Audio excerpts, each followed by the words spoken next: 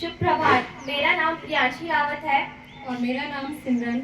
हम दोनों कक्षा 11 की छात्राएं आज आप सभी के समक्ष एक बात प्रस्तुत करने जा रहे हैं, जिसका शीर्षक है क्या एमएसपी की गारंटी देने वाला कानून बनना चाहिए या नहीं।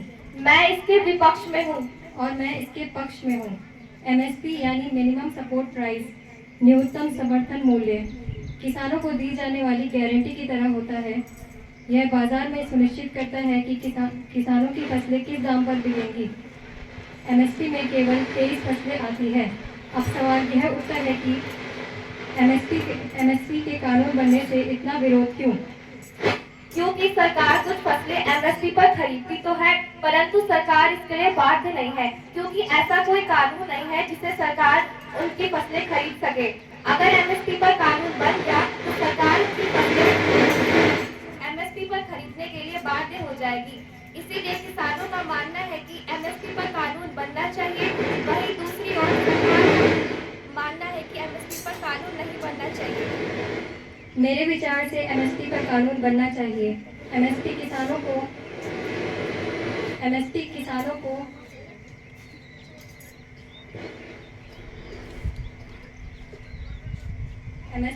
को बाजार के उतार चढ़ाव से बचाती है और आय की सुरक्षा देती है।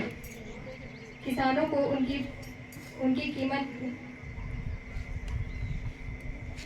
उनकी फसल की उचित कीमत मिले, यह सुनिश्चित करने में एमएसपी की अहम भूमिका होती है। परंतु मेरे विचार से एमएसपी पर कानून नहीं बनना चाहिए, क्योंकि राशन भंडारों पर रखा हुआ सरकार का अनाज बर्बाद हो रहा है। परंतु फिर भी हर साल सरकार एमएसपी पर किसानों की फसल खरीदती है, जो कि अर्थव्यवस्था के लिए ठीक नहीं है। एमएसपी इस आधार पर सुनिश्चित किया जाता है कि किसानों को उनकी फसल का 50% रिटर्न मिल सके, लेकिन ऐसा होता नहीं है। कई जगहों पर किसानों की फसलें कम दामों पर खरीद ली जाती है, जो कि एमएसपी के आने से कम हो सकेगी। परंतु एमएसपी के आने से किसान वही फसल उगाएगा जिसे सरकार एमएसपी पर ज्यादा खरीदती है, जिससे संसाधनों का जरूरत से ज्यादा उपयोग होगा। इसीलिए मेरे विचार से एमएसपी पर कानून नहीं बनना चाहिए। तो अंत में बस हम यही कहना चाहेंगे, जैसे हर चीज के कुछ फायदे भी होते हैं और कुछ नुकसान, वैसे ही एमएसपी के कुछ फायदे भी हैं और कुछ नुकसान। इसीलिए